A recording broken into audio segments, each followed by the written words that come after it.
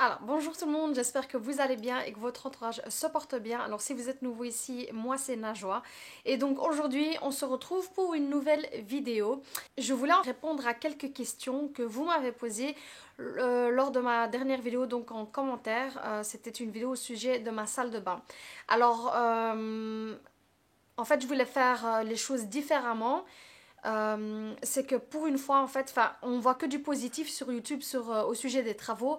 Et je voulais vraiment, parce que je sais que ça arrive à beaucoup de gens, à énormément de gens, en fait, on n'en parle pas. C'est sur les petits problèmes qui peuvent arriver quand vous faites des travaux, tout simplement. Alors moi, à la maison, c'est la salle de bain. La salle de bain qui a un vrai casse-tête depuis le début. Et honnêtement, c'est vraiment à cause d'une personne incompétente qui a travaillé ici à la maison. Donc voilà, la semaine passée, donc j'ai posté cette vidéo au sujet de la salle de bain.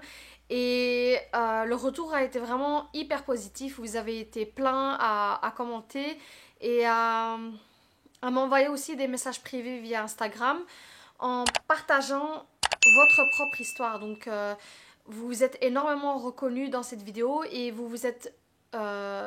Il y a vraiment beaucoup de gens qui m'ont dit que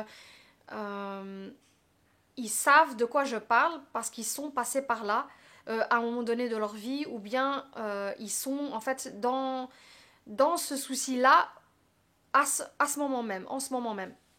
Donc en fait, je voulais en fait vous répondre ici dans ce vlog par rapport à quelques questions que j'ai eues en commentaire parce que voilà, en vidéo c'est beaucoup plus facile et je peux donner plus d'explications et je peux aussi mieux me faire comprendre. Si ce n'est pas encore fait, n'hésitez pas à préparer votre café ou votre thé, mettez-vous bien confortablement et puis c'est parti pour la vidéo.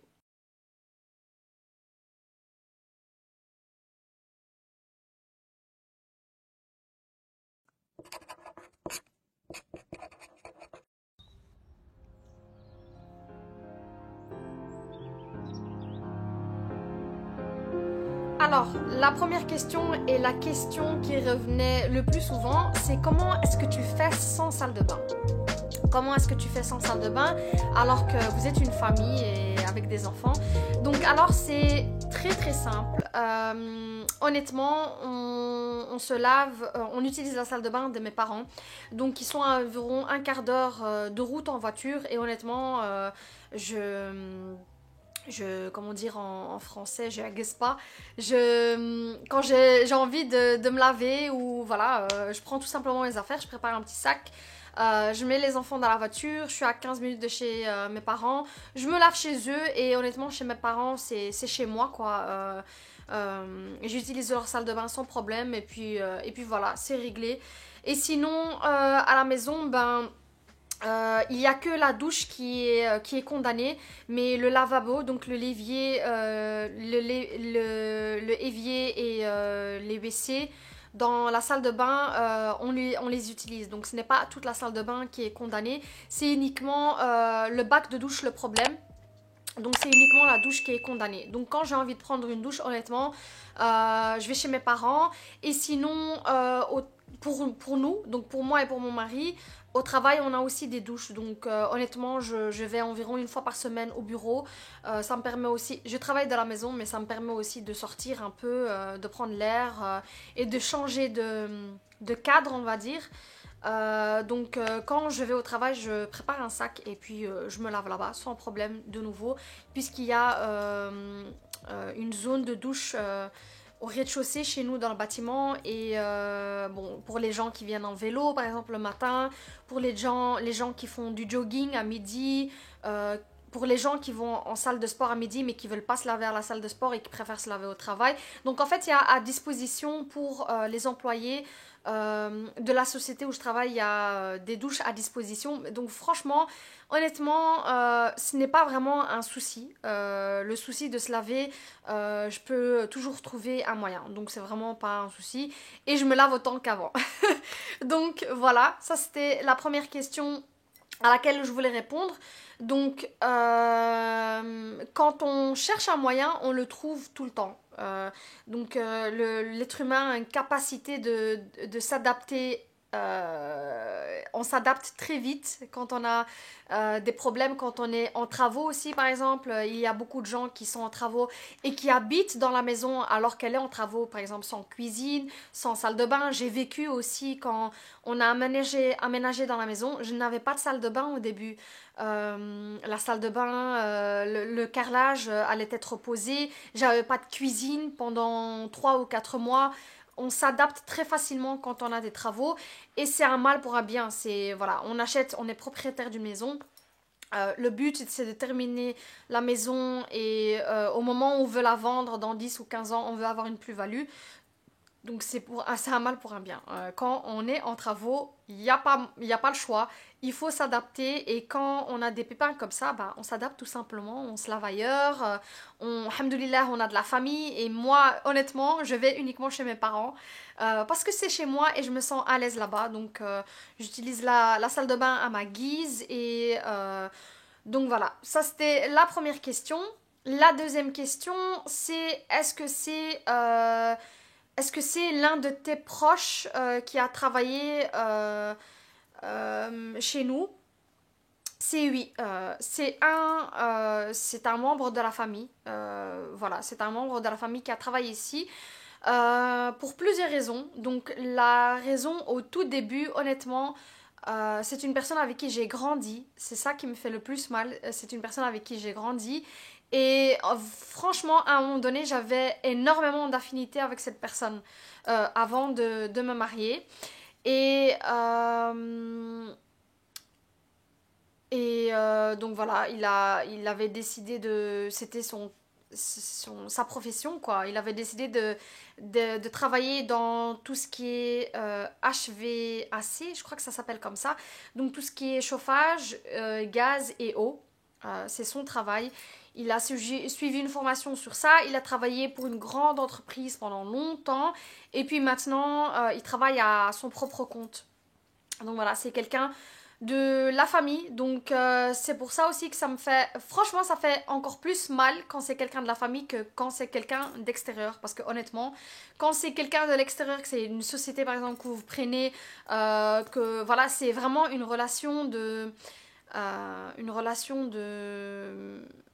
travail que vous avez avec ces personnes. Donc ils sont ici pour faire un travail et vous les rémunérez pour ce travail tout simplement. Et puis quand ça vous plaît pas, c'est vrai que c'est un peu compliqué quand ils sont à mi-chemin. Mais vraiment, quand ça vous plaît pas, vous pouvez changer à tout moment et puis vous tournez vite la page parce que vous connaissez pas cette personne. Alors moi, ce n'était pas mon cas. C'est un membre de ma famille, donc je connais intimement cette personne. Et aussi, honnêtement, pour être très honnête avec vous, euh, quand on est en travaux, il faut avoir quelques personnes de confiance sur votre chantier. Ça peut être des gens qui ont travaillé dans le bâtiment, qui sont des amis ou bien de la famille, mais il faut toujours avoir des gens qui s'y connaissent dans le métier quand on fait des travaux parce que vous ne comprenez pas tout. Vous avez beau suivre des tutos sur YouTube, lire des articles, suivre des vidéos avec des choses juste pour connaître et pour savoir si la personne ou bien le chantier chez vous se déroule comme il faut. Mais il faut être honnête, je travaille dans la communication, mon mari travaille dans tout ce qui est logistique et transport. Ce n'est pas notre métier, on s'y connaît pas, ce n'est pas notre métier. On a déjà vécu ça, j'ai eu honnêtement énormément de membres de ma famille qui sont propriétaires et qui ont vécu les travaux aussi. Donc on est déjà passé par là, mais on n'est pas dans le métier. Donc c'est vraiment très très important d'avoir des gens dans le métier sur le chantier et qui puissent vraiment contrôler au fur et à mesure de l'avancement de votre projet. Et honnêtement, cette personne-là, comme c'est presque, on va dire, un grand frère en fait. Vous dites que vous êtes entre de bonnes mains et que c'est comme chez lui, quoi. C'est comme si je dirais, je sais pas, je vais nettoyer chez ma mère, je vais nettoyer chez ma mère comme si c'était chez moi. En d'autres termes, c'est chez moi aussi. Donc, je veux vraiment que les choses soient bien faites. C'est exactement la même chose. C'est dans le même optique que moi.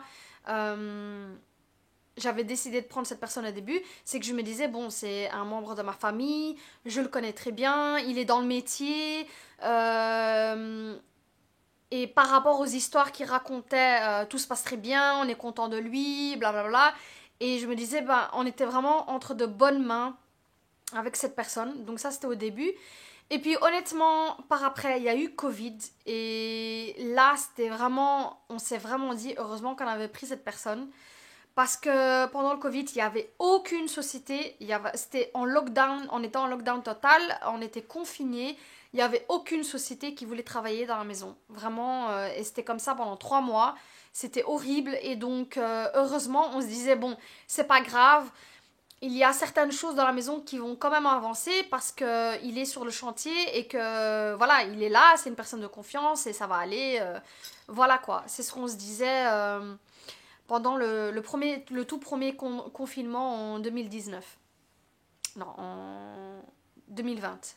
Donc voilà, c'était en 2020.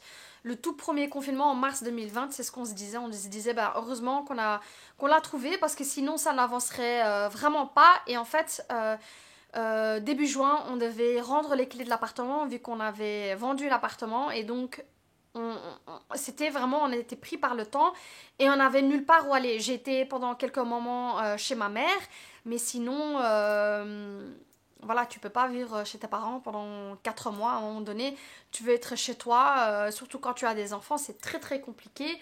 Et mes parents n'ont plus d'enfants. Je suis enfant unique et donc de se retrouver avec des enfants voilà quoi, de 6 et 4 ans, c'est vraiment très très compliqué. À ce moment-là, c'était 5 et 3 ans.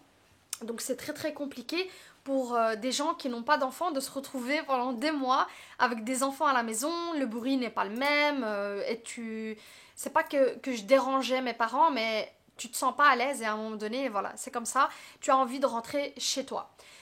Donc c'est dans cette optique-là qu'on avait pris en fait cette personne. Donc oui, c'est quelqu'un qu'on connaissait. Et ça répond aussi à la deuxième question qui est de mais pourquoi est-ce que tu le traînes pas en justice? Pourquoi est-ce que tu l'attaques pas? Ce sont des dommages causés par cette personne. Pourquoi est-ce que tu ne fais rien? Ben déjà, il y a deux raisons pour ça, pour laquelle on ne fait rien.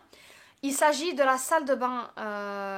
Honnêtement, le temps de porter plainte contre la personne, le temps de prendre un avocat, le temps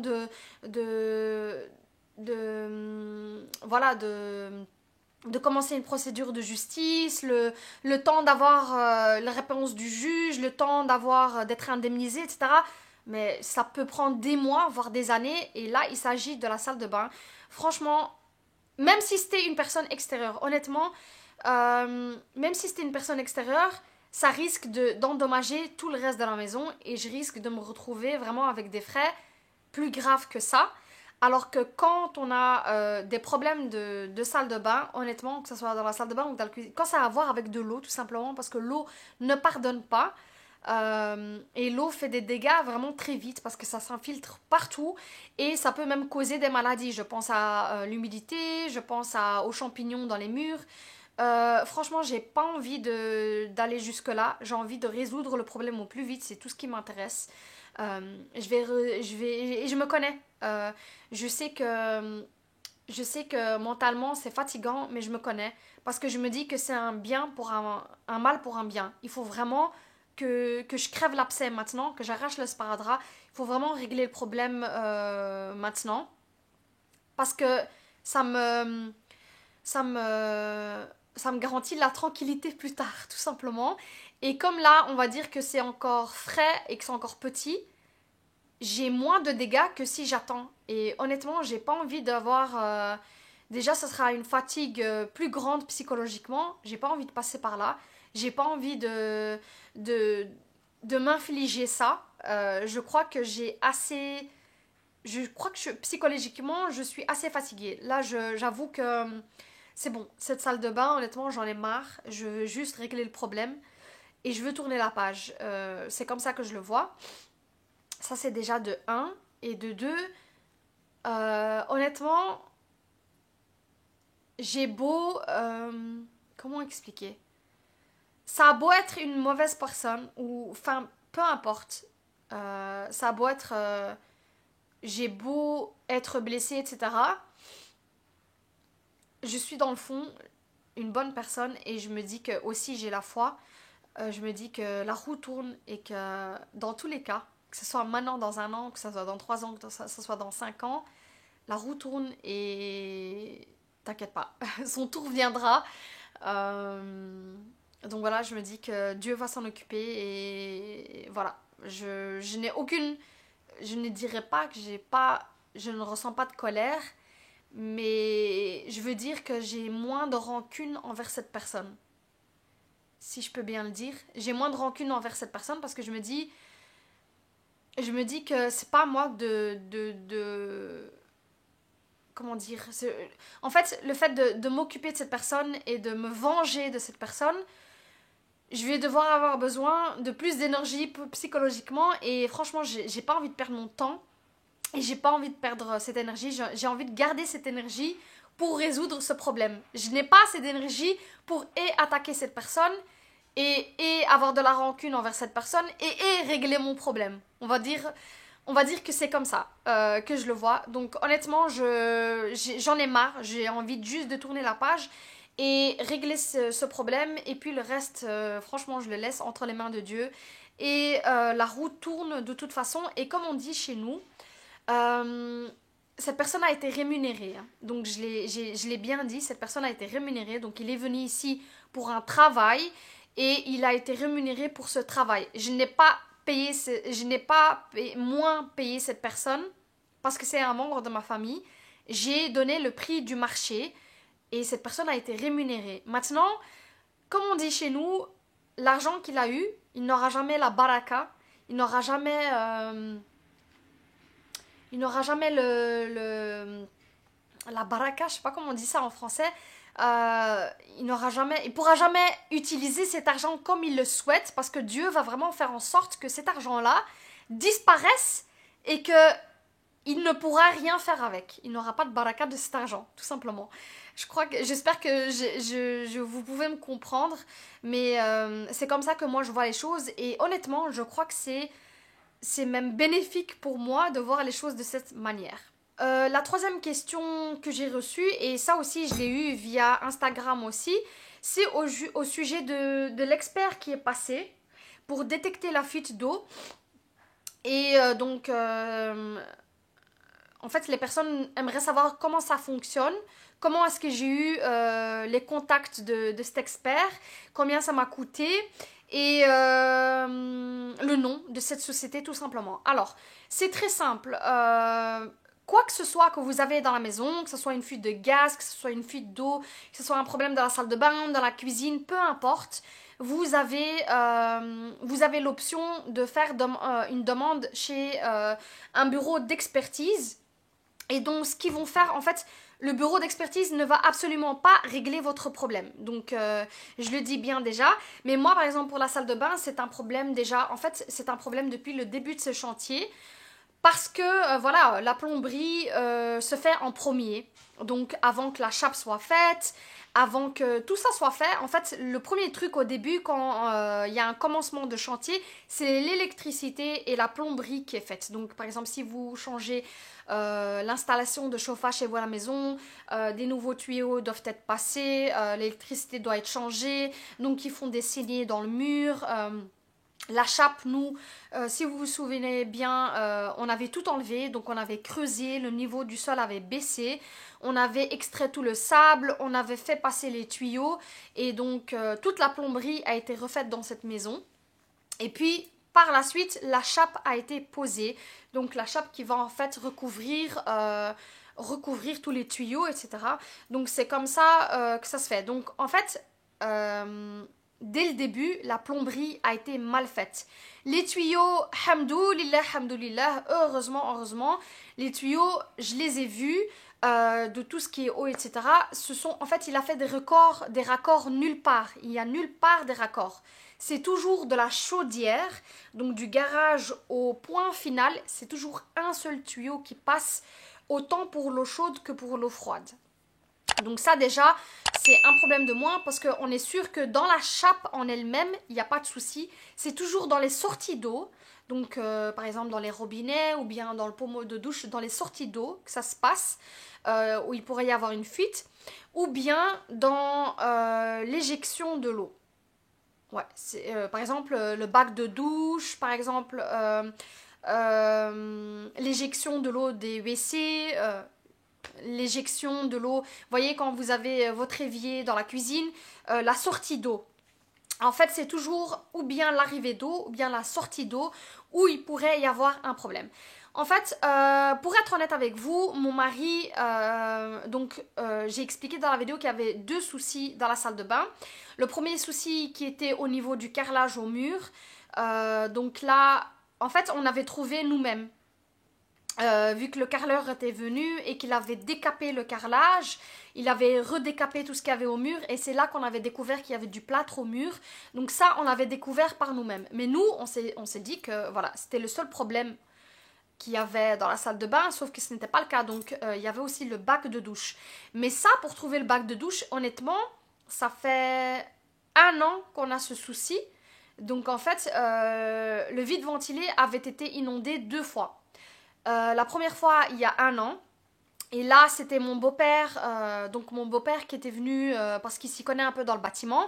Il a travaillé toute sa carrière dans le bâtiment, mais pas en plomberie. Hein. Donc, il comprend quand même comment fonctionne le bâtiment. On va dire que je peux l'expliquer comme ça. Donc, au début, donc l'année passée, c'était mon beau-père qui était venu ici et avec mon mari, ils étaient tous les deux partis dans le vide ventilé.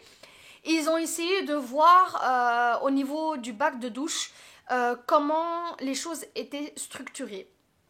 Et c'est là en fait qu'ils ont vu que la sortie d'eau, en fait, elle avait bougé. C'est comme ça que la première fois, ils ont essayé de résoudre le souci. Donc, et ils ont essayé de remettre la sortie d'eau, donc remettre en fait remettre les siphons à sa place. Donc c'est comme ça au début, l'année passée, qu'ils ont fait. Sauf qu'à un moment donné, quand tu t'y connais pas, même si tu t'y connais et même si tu es plombier, si ce n'est pas toi qui as fait les choses, en fait, chaque plombier, chaque électricien, peu importe, ils ont une manière de travailler. Il y a une structure dans la tête qui se fait de cette personne. Il faut comprendre la méthode de cette personne pour pouvoir comprendre où peut se trouver le problème. Mais le plus facile, on va dire que le plus facile, c'est toujours que la personne revient. Là, dans ce cas-là, la personne de ma famille qui est plombier revienne parce que lui seul sait ce qu'il a fait en dessous du bac et lui seul sait, je sais pas, par exemple, s'il y a des raccords, qu'il a utilisé plusieurs pièces ou pas, parce que utiliser plusieurs pièces aussi, ça change aussi. On va dire que ça augmente le fait d'avoir une fuite parce qu'il y a plusieurs pièces qui sont emboîtées l'un dans l'autre. Donc voilà, le plus facile c'est toujours de ramener la même personne. Maintenant, si la même personne ne revient pas ou que la même personne ne veut pas revenir, c'est là que les choses deviennent un peu plus compliquées. Et tu as beau chercher, si le problème persiste, il faut mieux, je dirais pas dès le début, mais si tu as le même problème 2 fois, franchement, il ne faut pas chercher à comprendre, il faut appeler un bureau d'expertise. Et les bureaux d'expertise, ils ont vraiment plusieurs experts qui sont spécialistes dans chaque chose.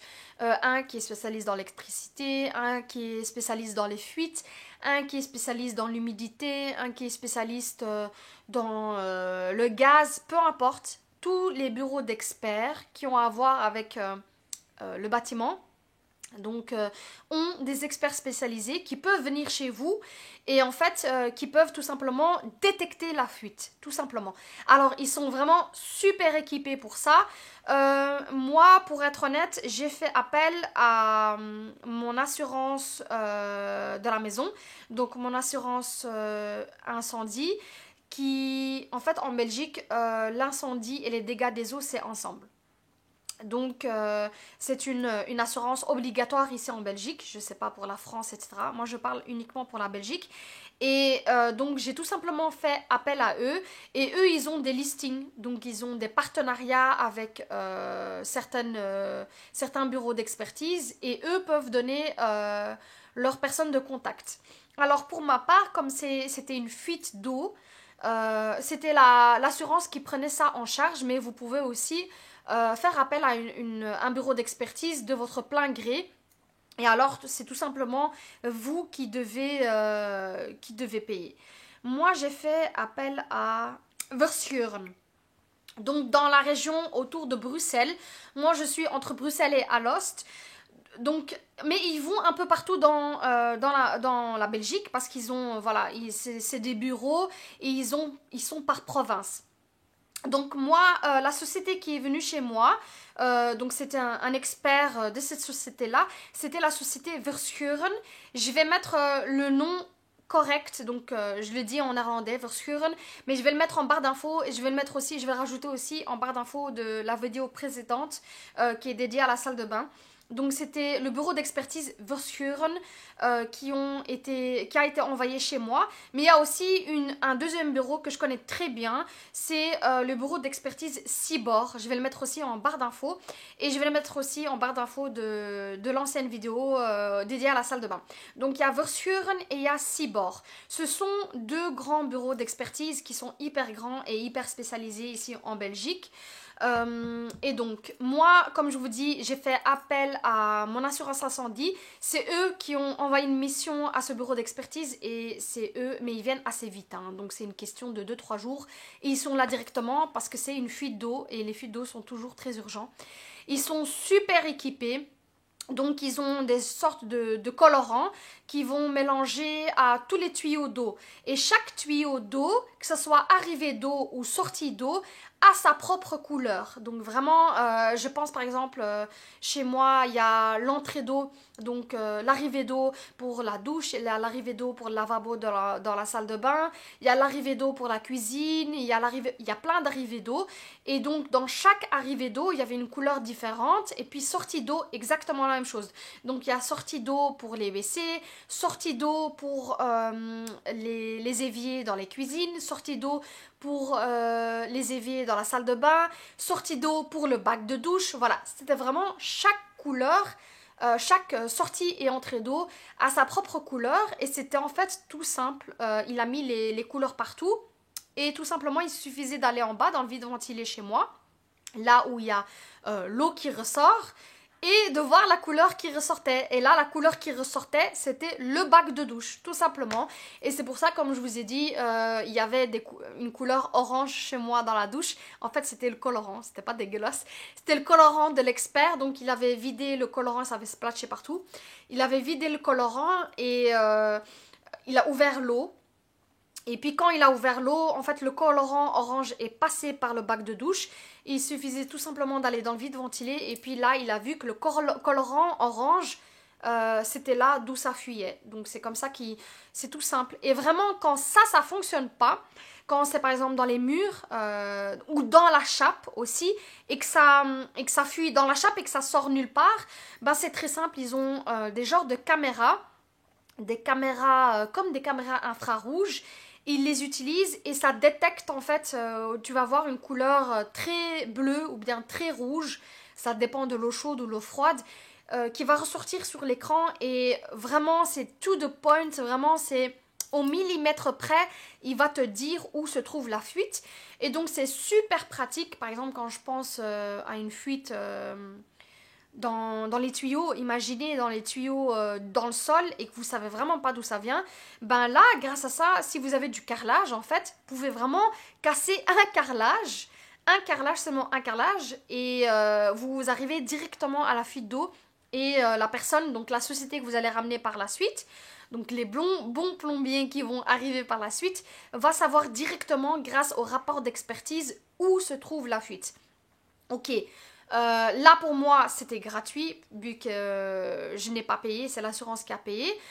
Mais honnêtement, je vais vous dire combien ça coûte. Ça coûte 450 € pour avoir un expert qui passe chez vous et avoir un rapport détaillé. Mais honnêtement, ça vaut vraiment la peine d'appeler un expert parce que ça peut si vous tournez autour du pot, vous tournez autour du problème, ça peut vous coûter vraiment beaucoup plus. Je pense à casser plusieurs endroits, etc. Refaire le carrelage à plusieurs endroits, casser le parquet à plusieurs endroits, ça peut vous coûter beaucoup plus. Alors que vraiment payer une fois 450 € au début, et puis trouver directement la source, c'est vraiment un gain de temps, un gain d'énergie, un gain d'effort psychologique parce que franchement, vous faites déjà assez avec les travaux. Et puis surtout, la personne qui va venir par la suite réparer les dégâts ou la société qui va revenir par la suite réparer les dégâts, elle a un rapport détaillé, elle peut aller directement au problème, elle ne doit pas chercher. Et donc peut-être que même cette société que vous allez ramener par la suite, vous allez payer moins cher parce que voilà, ils vont passer moins de temps sur le problème et voilà, ça peut vous économiser de l'argent même. Donc voilà comment nous on a fait. Et honnêtement, à chaque fois que j'ai un problème, c'est comme ça que je règle mon souci. J'appelle un bureau d'expertise et puis j'ai noir sur blanc un rapport détaillé. Et puis vraiment, il n'y a vraiment pas à chercher à comprendre. Et honnêtement, le fait de savoir d'où vient le problème maintenant, je suis à moitié reposée. Parce que maintenant, comme je vous dis, la douche, on l'a condamnée. Et comme on l'a condamnée maintenant, j'ai plus de fuite d'eau, ça commence à sécher. Et je me dis qu'en fait, j'ai le temps de réparer parce que, voilà, il n'y a plus de dégâts. Les dégâts s'arrêtent, tout simplement. Alors que si, là, c'est vraiment traître chez moi parce que la salle de bain, quand on rentre dans la salle de bain, rien n'est visible. Tout a l'air nickel. Donc tu te dis, bon, c'est pas grave, je vais me prendre vite fait une douche. Il n'y a rien de visible, donc sauf que tu ne le sais pas que tu es en train de continuer t'es en train de continuer à aggraver ton cas et la fuite continue. La dernière question que j'ai reçue, c'est est-ce que j'ai repris contact avec cette personne, donc le plombier qui a travaillé chez nous, après avoir reçu le rapport d'expertise. Alors moi, honnêtement, non, parce que j'ai vraiment pas envie de le faire. Je crois qu'honnêtement, il sait très bien le travail qu'il a fait ici et honnêtement, je sais pas si il sait s'il a mal travaillé ou si vraiment, dans le fond, il croit vraiment que c'est la faute de quelqu'un d'autre et que ce n'est pas la sienne et que lui, il a fait un travail nickel. Honnêtement, je ne sais pas. Mais la communication avec cette personne, vraiment, elle est impossible. Ça part en cri très vite et pour lui, en fait, il est tout blanc et tout ce qu'il fait est parfait. Donc je ne vois pas en fait je vois pas en fait pourquoi je devrais me fatiguer à prendre contact avec cette personne. Je crois honnêtement, j'espère honnêtement qu'il va tomber sur cette vidéo, qu'il va voir cette vidéo, qu'il va voir la vidéo de la salle de bain et que là vraiment il va se dire ben, j'ai merdé, mais j'ai pas envie de perdre mon temps avec ça. Donc voilà.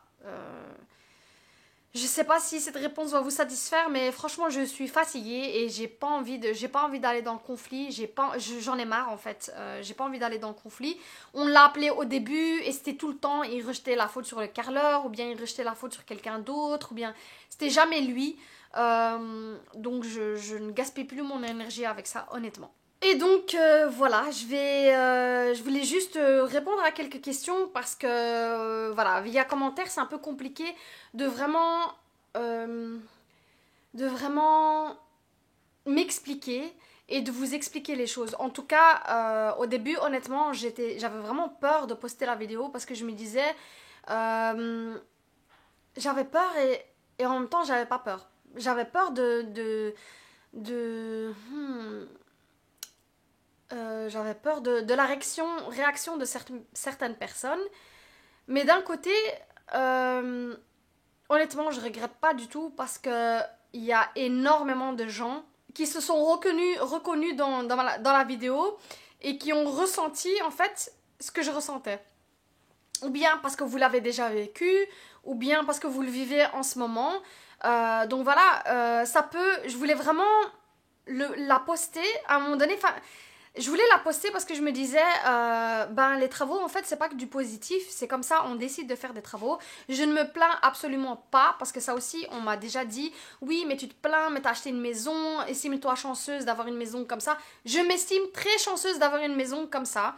On a travaillé pour la maison, faut être honnête, la maison n'est pas arrivée sur un plateau d'argent. On travaille pour, on la paye la maison. On a travaillé dans les travaux pour cette maison, on a fait beaucoup nous-mêmes dans cette maison. Donc voilà, mais j'estime que quand quelque chose se passe mal, on a le droit d'en parler, on a le droit de montrer ce qui peut arriver pendant les travaux, on a le droit de montrer la frustration tout simplement. Honnêtement, le fait d'avoir parlé de ce souci que j'ai à la maison, c'était pour moi comme un genre de journal intime. Et le fait d'en parler, à voix haute, de poster la vidéo, d'avoir vos retours, c'était comme pour moi je l'ai plus facilement accepté, on va dire. Surtout qu'il y en a beaucoup d'entre vous qui m'ont envoyé des messages, même en privé, en disant, en racontant leur vécu et je suis pas la seule en fait. Je me sentais moins seule parce que je suis pas la seule à vivre ça. Et franchement, je me sens mieux.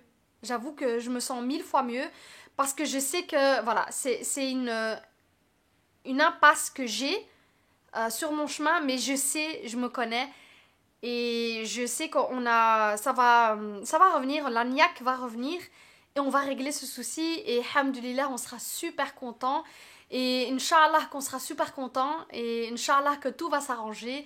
Inch'Allah que j'aurai 2 salles de bain. Inch'Allah que la salle de bain en bas va être nickel. Et ce sera une salle de bain parfaite pour mes enfants. Elles auront, j'ai 2 filles à la maison, donc elles auront leur espace privé. Et franchement, j'ai super hâte que ça arrive. Donc je sais qu'il y a que du positif qui va arriver, Inch'Allah. Je sais que ça va arriver. Et donc voilà, je voulais juste en parler et mettre les choses au clair, tout simplement. Alors maintenant, je vais continuer à siroter mon café. Il fait super beau aujourd'hui et c'est le dernier jour parce qu'à partir de demain, il fait super froid. C'est aussi le dernier jour des vacances de Noël à la maison. Demain, les enfants retournent à l'école. Honnêtement, c'est bon. 3 semaines, c'est suffisant. Je suis fatiguée psychologiquement. Franchement, 2 enfants à la maison, c'est vraiment pas facile. Alors, j'imagine pas plus que ça. J'ai dû jouer à la prof. Sans oublier que, voilà, tu ranges et que tu vois une demi-heure après que c'est bordélique à la maison. Donc franchement, j'ai hâte pour demain. J'ai hâte qu'on retrouve chacun notre propre rythme. J'ai hâte de reprendre le travail. Et donc voilà, en attendant, je vais profiter de cette dernière journée avec plein soleil à l'extérieur. Il fait super beau. On va faire une petite balade à l'extérieur. On va voir des chevaux qui sont vraiment pas loin de chez nous. On va leur ramener des carottes. Et puis ce soir, j'ai hâte, mais on va faire un petit plateau de fromage. Donc je vais filmer ça aussi. Et puis voilà, j'espère que la vidéo vous plaira. Et donc c'est ici que je vais vous laisser. Donc on arrive à la fin de la vidéo. N'hésitez surtout pas à commenter si vous avez des questions. Oh, il y a Nougat qui nous rejoint. En tout cas, si vous avez aimé la vidéo, n'hésitez pas à liker. Si le contenu de ma chaîne vous plaît et si cette vidéo vous a plu, n'hésitez pas à vous abonner.